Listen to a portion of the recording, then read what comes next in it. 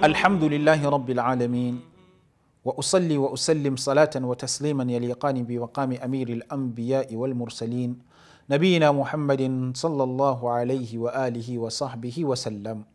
‘Yan uwa masu kallon mu da sauraron mu ina mana gaisuwa irin ta addinin musulunci, assalamu alaikum wa rahmatullahi wa barakatuh. Godiya ta tabbata ga Allah subhanahu wa ta'ala da ya ƙara sada mu a wannan fili namu na mu gudu tare mu tsira tare. Kamar yadda muka sha faɗa, shiri ne da ke magana akan abubuwa da ka iya jawo wa mutum fushin Allah subhanahu wa ta'ala, wanda muke tattaunawa a kansu don mu san wa'annan abubuwan mu guje su, a ka'idar cewa mu san sharri don mu guje shi, ba wai mu san sharri don mu aikata shi ba.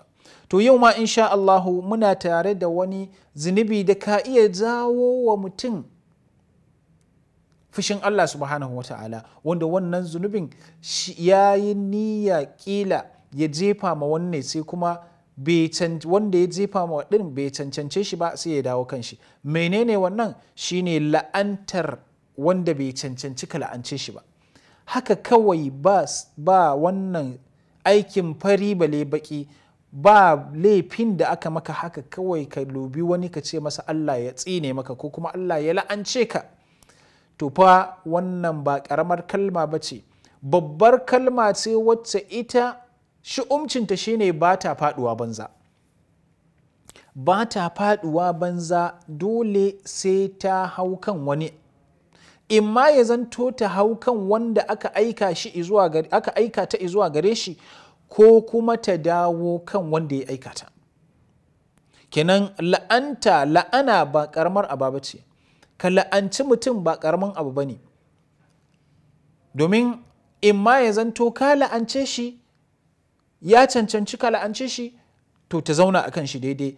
In kuma ba haka ba, za ta dawo kanka, ya zanto la'anar ta koma kanka. Allah subhanahu wa ta'ala ka kiyashe mu. To kaga in mutum yayi haka da kanshi, ya la'anci kanshi da kanshi. Annabi sallallahu alaihi wasallam ya hana mu, yake ce mana mumini ba mai yawan zagi bane, kuma ba mai yawan tsinuwa bane. Sannan kuma wani hadisin Annabi sallallahu alaihi wasallam yana cewa la'antar mumini ma kanshi kamar kashe shi ne. Lokacin da ka la'anci mumini kamar ka kashe shi ne. Ya ce la'anul mu'mini ka qatlihi, la'antar mumini kamar kashe shi ne. A wani hadisin Annabi sallallahu alaihi wasallam yana cewa innal abda idha la'ana shay'an, bawa idan ya la'anci wani abu, sawa'un dan adam ne ko kuma wani abu, in ya la'ance shi, sa'idatil la'natu ila sama, to ita wannan la'ana za ta ainihin tafi sama, ta duba ta ga shin ya cancanci ainihin wanda aka la'ance shi nan.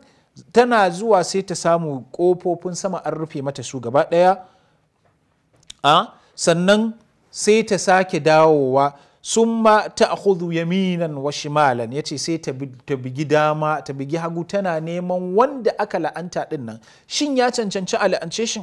In ta leƙa ta ga babu ainihin bai la'anta ba, fa idza lam tajid musaghan, in bata samu inda za ta fake ba, raja'at ila alladhi la'an, sai ta dawo zuwa ga wanda yayi la'antar.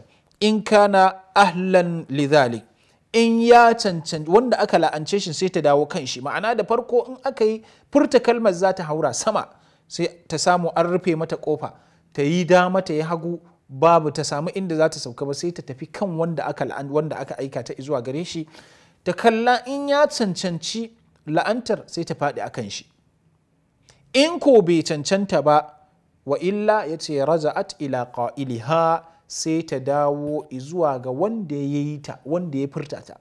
Kenan ba ta faɗuwa ƙasa ita, duk yadda aka yi, imma ta je ta faɗi kan wanda aka aika shi zuwa gare ta, imma kuma ta faɗa kan wanda ainihin ya yi wannan shine abin da Hausawa suke ce masa kenan ƙaiƙayi koma kan mashekiya. Saboda haka ‘yan uwa a musulunci, aslan yawan tsinuwa da yawan la'antar abu ba hali bane na mumini musulmi. Saboda haka mu kiyaye bakunan mu ɗauki hadisin Annabi sallallahu alaihi wasallam din nan da yake cewa man kana yu'minu billahi wal yawmil akhir falyaqul khairan aw liyasmut, ka faɗi alkhairi ko kuma ka yi shiru.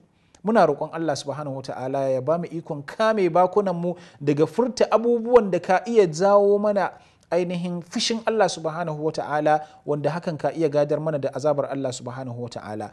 Za mu dakata a nan gurin insha Allahu, ku tsimaye mu a shiri na gaba, za mu sake haɗuwa da wani sabon shirin. Wassalamu alaikum wa rahmatullahi wa barakatuh.